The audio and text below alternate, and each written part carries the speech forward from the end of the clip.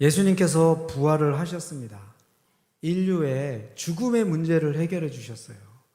여러분, 우리 사람이 가진 문제 중에서 생명보다 더 큰 문제가 있습니까? 죽음보다 더 큰 문제가 있어요. 그거를 예수님께서 오셔서 해결해 주셨어요.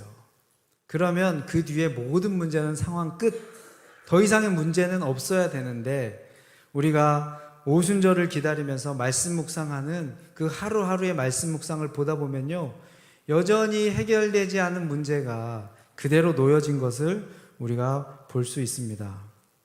막달라 마리아는 죽은 예수님의 시신이 없어서 무덤 앞에서 울고 있었는데, 예수님께서 부활하신 자기의 모습을 보여주심으로 상실감에 가득했던 그 아픈 마음을 소망과 기쁨으로 바뀌게 되는 그 문제 해결이 일어났습니다.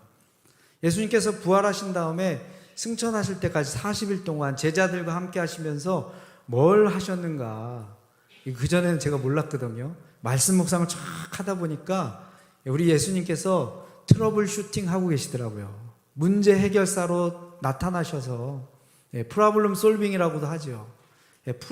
풀어내지 못하는 문제를 가지고 있는 제자들 한 명 한 명씩 만나셔서 그 문제를 예수님께서 지금 풀어주고 계십니다. 엠마오로 가는 두 제자는요, 예수님한테 실망을 했습니다. 시험 들었어요. 예수님께 모든 걸 걸고 예수님을 따라갔는데 예수님께서 그냥 죽고 말았어요. 거기에 대한 허무감과 실망감, 오랫동안 하나님 앞에 기대했는데 하나님이 내 기도를 응답해 주시지 않으셔서 다른 사람이 아닌 하나님께 시험 들은 성도들이 있습니다. 내가 주님을 그렇게 열심히 섬겼건만 어떻게 하나님께서 나를 사랑하신다고 한다면 내 인생에 이런 일이 있을 수 있을까? 그래서 엠마오로 가는 그 두 제자를 예수님께서 만나 주십니다. 그리고 그 두 제자가 경험했던 그 일이 성경에 예언되었던 일이고, 제자들이 기대했던 것처럼 예수님께서 승리와 영광을 향해서만 계속해서 달리지 않으시고 먼저 고난 받으신 후에 그리고 부활하시는 그 원리를 차근차근 성경에 있는 이야기를 들어서 설명을 해 주십니다. 그때 그 이야기를 들었던 하나님께, 예수님께 실망했던 그 두 제자의 마음이 다시 뜨거워지기 시작했습니다. 그리고 자기 눈앞에 있는 예수님을 알아보지 못했던 그 두 제자가 예수님을 알아보게 되죠.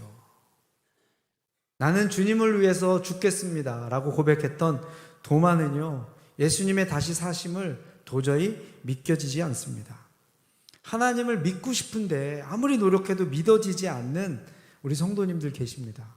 저는요 40년 신앙생활을 했는데 하나님을 너무 잘 믿고 싶습니다. 교회도 열심히 나오시고요, 그분은 장로님까지 되셨어요.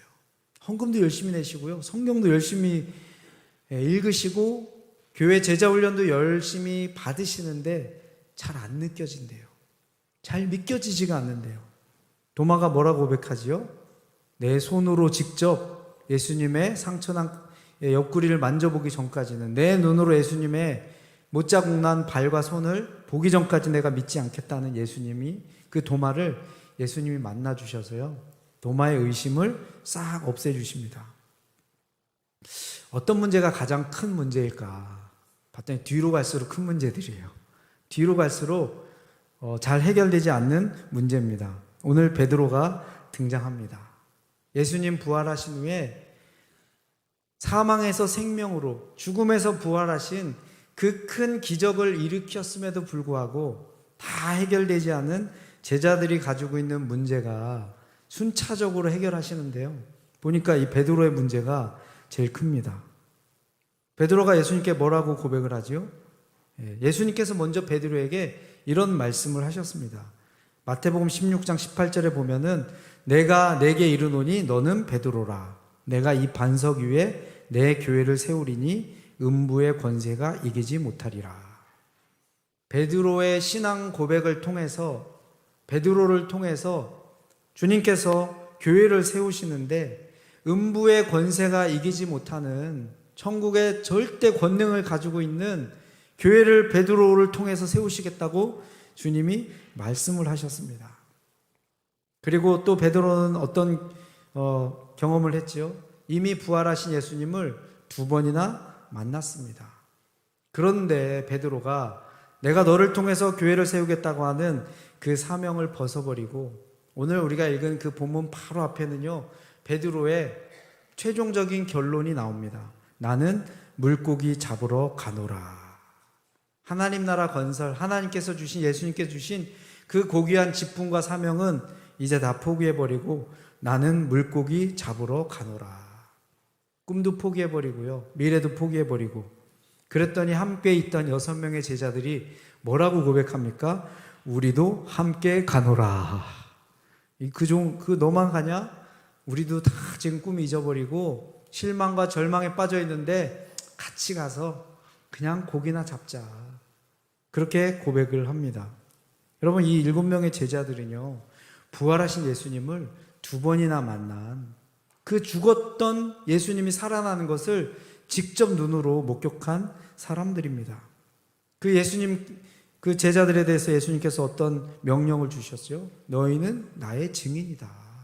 그리고 예수님께서 십자가에 달리기 전에 이미 제자들에게 너희는 온 천하에 다니며 만민에게 복음을 전파라고 이미 사명을 주셨던 사람들이에요. 가장 큰 문제가 여기 나타나는데요, 바로 베드로의 마음에 문제가 생겼습니다. 여러분, 우리가 살면서 다양한 문제들이 생기는데요, 우리 마음이 망가지고 우리 마음이 상하면요, 이거 진짜 큰 문제입니다. 골치 아픈 문제예요. 낙담이 한번 찾아오거나 신앙생활하다가 시험이 들다거나 여러 가지 마음에 문제가 생기면요, 이게 정말 어려운 문제입니다. 제가 한번 퀴즈를 내버리겠습니다. 여러분, 하나님께서 하시기 가장 어려운 게 뭘까요? 전지전능하신 하나님이에요. 하나님이 제일 하기 어려운 게 뭘까요? 지금 제 설교의 흐름과 연결이 돼 있습니다. 사람 마음 바꾸는 겁니다. 죽은 자 일으키시면 돼요, 그분의 권능으로. 그렇게 해서 죽음의 권세를 이기신 예수님의 부활이 이미 그들 앞에서 증명이 되었습니다.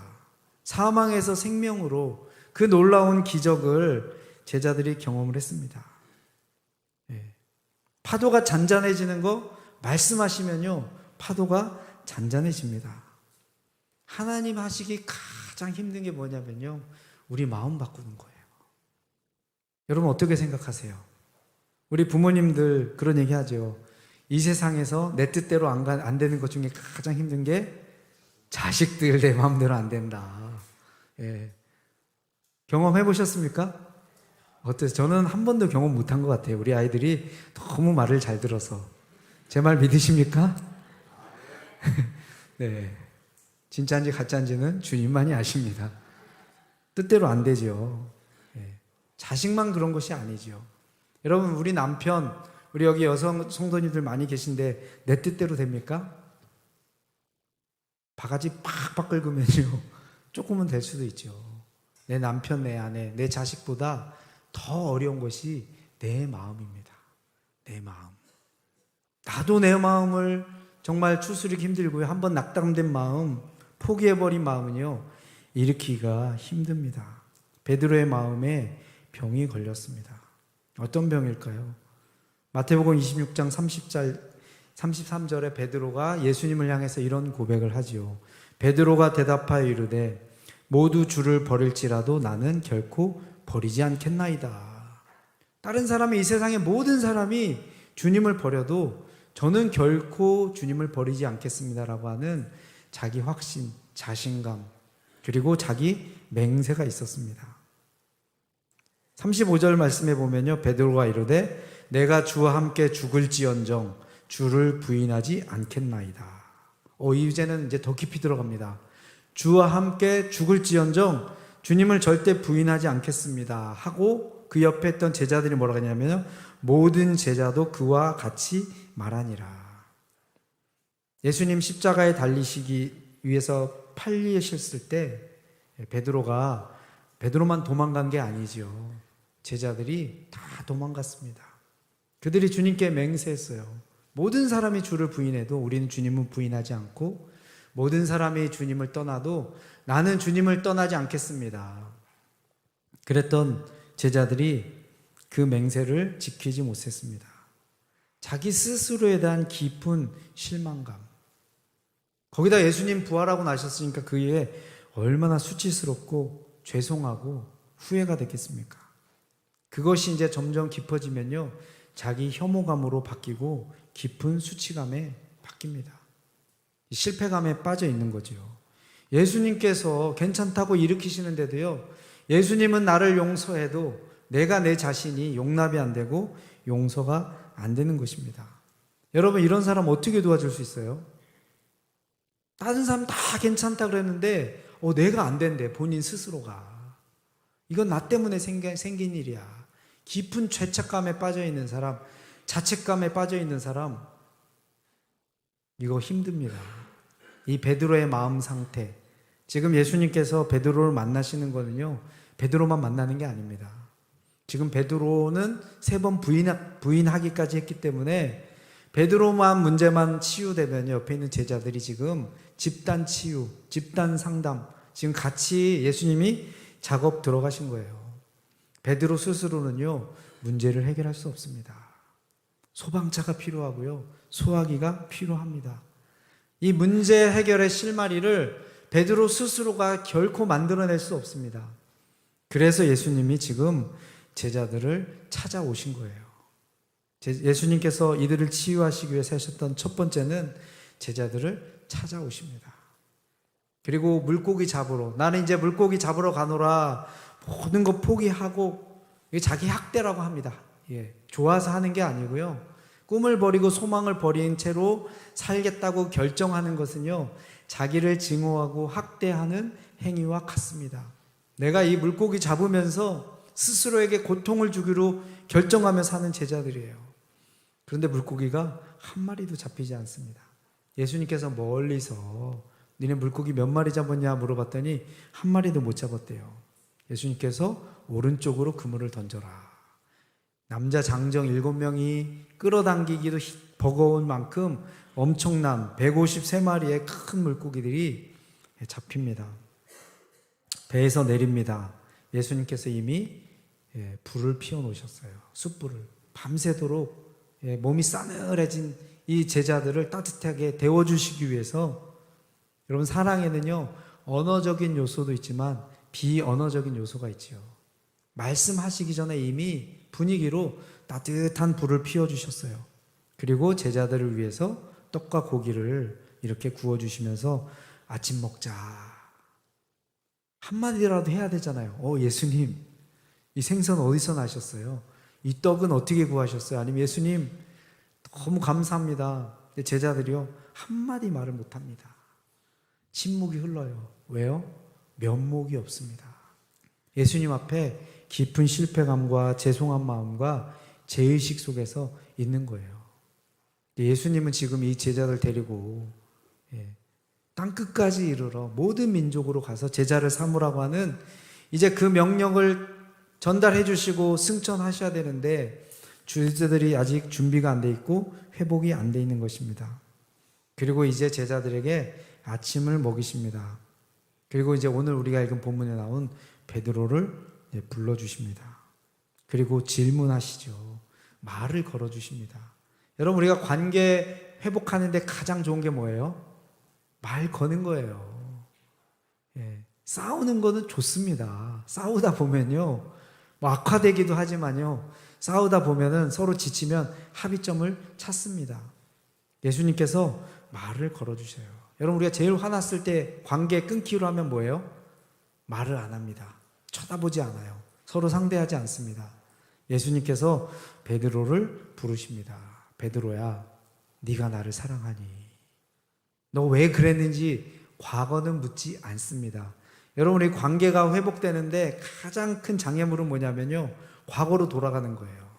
좀 격한 표현으로 상담하시는 분들은 이런 얘기를 합니다. 똥통 뒤지지 마세요. 그거 뒤지기 시작하면 과거로 가서 다시 그 싸움 합니다. 과거 뒤지지 마세요. 예수님께서 과거를 묻지 않으십니다. 예수님께서 지금 여러분에게 찾아오신다면요, 너 그때 왜 그랬어? 묻지 않으실 거예요. 내가 나를 사랑하느냐? 베드로가 네, 그렇습니다. 내가 주님을 사랑하는 것 주님도 알고 계시지 않습니까? 너가 나를 사랑하느냐? 그러면 내 어린 양을 먹이라. 그러시면서 베드로에게 사명을 회복시켜 주시고 예수님의 사역을 베드로에게 다시 맡겨 주십니다. 여러분, 어떤 문제를 가지고 계신가요? 마음의 문제는 큰 문제입니다. 재정의 문제, 또 직업상의 문제, 그 외부적인 문제, 육신의 병의 문제, 그런 것들은요, 우리의 마음만 건강하면 다 이겨낼 수 있어요. 우리가 견딜 수가 있습니다. 그런데 우리가 가지고 있는 것 다 갖추고 살아도 마음이 병들었으면요, 부활하신 주님이 지금 내 눈앞에 있는데도요, 나는 물고기 잡으러 가겠다. 자기를 학대하면서 자기 스스로에게 고통을 주는 삶을 살기로 쓴마음 가운데, 눈물 가운데, 슬픔 가운데 그렇게 주저앉기로 스스로 결정하면서 사는 거죠. 여러분, 마음의 상처로 지금 고통당하고 계십니까? 아니면 무엇인가를 잃어버린 그 상실감에 빠져 계세요? 사업하다가 큰 돈을 날리셨던지, 아니면 소중한 사람을 잃었던지, 하나님께 실망해서 하나님께서 정말 살아계시고 나를 사랑하신다면 내 인생에 이런 일이 일어나면 안 되는데 거기에 탁 걸려 넘어져서 여러분, 하나님에 대한 실망감 가운데 벌써 수년 동안 그렇게 하나님께 적극적인 예배와 감사를 못하고 있는 분 계십니까? 많은 이슈가 있죠. 내 믿음의 이슈, 죄책감의 이슈, 실패감의 이슈, 그 다음에 죄와 중독에 빠져 있는 이슈도 있을 거고요. 자녀들의 신앙 문제로 고민하고 있는 분들도 계실 것입니다. 여러분, 이런 모든 문제를 내가 어떻게 해결할까요? 많은 분들이요, 자기가 스스로 해결하려고 합니다. 자기의 힘으로 벗어나려고 해요. 문제를 가진 게 문제일까요? 아니면 그 문제를 해결하는 나의 방식이 진짜 큰 문제일까요? 여러분이 지금 직면하고 있는 나를 힘들게 하는 그 상황이 문제일까요? 아니면 그 상황 속에 예수님이 계시지 않는 것이 진정한 문제일까요? 부활하신 예수님께서 여전히 문제를 가지고 있는 예수님의 제자들의 문제를 하나씩 하나씩 해결해 주시는데요. 예수님이 등장하니까 문제들이 하나씩 해결됩니다. 여러분, 우리가 가지고 있는 문제를 해결할 수 있는 가장 좋은 방법은요, 예수님께서 오시는 거예요. 하나님께서 내 문제 가운데 개입하셔서 해결해 주시는 거예요. 우리 이따가 부를 찬양입니다. 주 오셔서 구하시리. 상한 마음 가진 자여, 두려운 마음 가진 자여, 놀라지 마라. 우리 예수님께서 우리 인생에 찾아오시고 우리의 상황 가운데 임하시면요, 우리의 인생의 문제들이 뿌리부터 완전히 해결된다고 하는 것입니다. 인도에서 저랑 같이 사역을 했던 우리 선교사님이 있는데요, 초등학교 4학년 때 담배를 배웠어요. 예. 조기, 뭐라 그러지? 영재교육이라고 하나요? 예. 담배를 초등학교 4학년 때 배웠어요. 어느 정도 폈냐면 하루에 적게 피면 8갑을 피웠대요. 8갑을. 예. 뭐 두각은 몰라. 제가 두각 폈다는 사람 많이 만났는데 8갑. 차를 타면 페트병을 잘라서 이걸 옆에 놔요. 여기 잿더리 밑에 휴지랑 물 넣고 이게 꽉 찰 때까지 계속 담배를 피는 거예요. 담배를 끊고 싶어가지고 금연학교를 3번까지 갔대요. 아버지가 어릴 때 서원 기도를 해서 신학교에 쳐넣어버렸어요. 너 어릴 때 내가 하나님께 주의 종으로 헌신했지. 본인의 뜻과 상관없이. 예. 신학교 다니면서도 뭐 계속 피는 거죠. 근데 금연학교를 3번이나 갔는데 안 끊어집니다. 여러분, 옆에 담배 피시는 분들 너무 압박 주지 마세요. 이게 쉽지가 않습니다. 예. 그러던 어느 날 자기 누나가 DTS라고 하는 훈련을 한번 받아봐라. 일주일만 버티면은 나와도 된다. 그래서 이분이 그 훈련을 받으러 일주일에 들어갔어요. 근데 일주일 안에 정말 놀라운 성령님의 임재와 은혜를 경험하고 자기 죄를 회개하는 그 놀라운 역사가 일어났어요. 일주일을 너무 버텼어요. 예, 일주일이 끝나기를. 왜 버텼겠어요? 담배 피우고 싶어가지고 토요일만 가면 집에 외출을 해주는데 토요일만 와라. 담배 좀 마음껏 한번 8각씩 피던 사람이 일주일을 버텼으니 얼마나 괴롭겠습니까? 그래서 이제 집에 가려고 전철역에 딱 갔는데 멀리서 어떤 분이 담배를 피우고 있더래요. 지금은 한국에 전철역에서 담배를 못 피는데 얼른 그쪽으로 왔대요. 냄새라도 일단 맡아보려고. 너무 이 굶주린 마음에 저분이 담배를 피는구나. 가서 냄새 좀 맡고 내 갈급함을 채워야지. 얼른 달려가서 그분의 담배 피는데 일부러 가까이 가서 냄새 호흡을 마셨대요. 그런데 정말 한 번도 경험해보지 못한 이 뱃속 깊숙한 곳에서 구역질이 확 올라오더래요. 담배 연기만 맡으면 구역질이 나서 괴로울 정도로 그렇게 줬던 담배 연기가 바로 순간에 끊어지는 역사를 경험을 했어요. 그분이 지금까지 담배 안 피십니다. 예. 주님의 깊은 임재, 예수님이 그의 인생에 찾아오시니까 자기 힘으로 그렇게 해결하려고 어려웠던 담배 끊는 문제까지 해결됐다는 것이죠. 제가 어릴 때 새로운 지역으로 이사를 갔어요. 이사를 가면 동네 애들이 꼭 괴롭힙니다. 예, 외지에서 온 아이들이기 때문에. 그거를 안 당하려고 동네에 이사 가자마자 제 또래 중에 세 보이는 애를 골라서 두들겨 팼어요. 선빵이라 그러죠. 선빵을 날리고 기세를 딱 제압을 했습니다. 그 동네 소문이 쫙 났어요. 이사 온 애가 있는, 우리 동네 이사 온 애가 있는데 머리 큰 놈이 하나 있는데 걔 조심해라.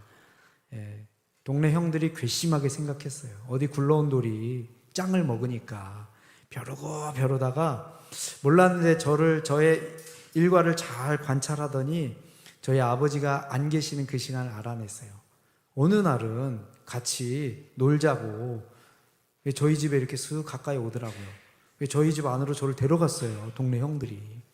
10몇 명이나 되는 동네 꼬마들부터 형들이 다 몰려들었어요. 제가 그 가운데 둘러싸여 있었습니다. 이제 곧 어떤 일이 발생해요? 예, 그 동네 형들이 보는 앞에서 제 또래 아이들이 저를 놓고 신나게 두들겨 패려고. 야, 이제 도망가지도 못해요. 다 저를 둘러싸고 있어요. 다른 장소도 아닌 저희 집이에요. 제가 맞으려고 한 딱 그 순간에 집에 문 열리는 소리가 들렸어요. 누가 나타났어요? 저희 아버지. 해병대 출신의 다혈질 넘버원인 저희 아버지가 나타나셔가지고요. 예, 그 포효하는 그 사자처럼 우리 아버지의 그렇게 진노의 분노에 찬 모습을 본 적이 없어요. 이 위험에 처한 아들을 향해서 아버지의 모든 에너지와 분노를 발산하는데요. 정글의 왕 사자가 나타났습니다. 동네 불량배들이 어떻게 됐어요? 예, 울고불고 쩔뚝쩔뚝 됩니다. 때리진 않았어요, 저희 아버지가. 예, 그 이후로 저에게 감히 얼씬거린 사람이 없었습니다. 아버지가 나타나니까요, 모든 상황이 종료가 되는 것입니다. 예수님이 오셔서 제자들을 만나주신 것처럼 지금도 주님은 우리를 찾아오십니다. 저희 교회 한 셀에서 제가 인도 있을 때 인도 여행을 온 적이 있어요. 전도 여행을 셀에서. 전도 여행을 빙자한 관광을 오셨어요. 어디 가고 싶으시냐 그랬더니 히말라야를 가고 싶으시대요. 12월 달 추운 적이었어요. 공항이 해발 3,300m가 되는 레라고 하는 지역, 여름에 가도 산에 눈이 있는 만년설이는 추운 지역입니다. 그분들을 모시고 그곳에 갔어요. 겨울에 가니까 얼마나 추운지 그냥 코도 바짝바짝 말라버리고 유명한 티베트 불교 사원을 그분들과 같이 방문을 했습니다. 거기는 높이가 활주로가 3,300m니까 3,800 뭐 그 정도 되는 높이에 티베트 불교 사원이 있어요. 경치가 굉장히 좋은 곳에 있습니다. 우리가 방문했던 마침 그때에 티베트 불교 부흥 집회가 열리고 있는데요. 사람들이 그 추운 땅바닥에다가 가마니 같은 거 깔고 다 앉아 있는 거예요. 뛰어도 추운 그 판에. 왜 이렇게 앉아 있냐 물어봤더니 라마 중이 이제 와서 설법을 전파한대요. 얼마나 기다려야 되냐 그랬더니 그분들이 얘기하더라고요. 일단 2시간은 기다려야지 우리로 말하면 목사님 나오신대요. 그 추운 데서.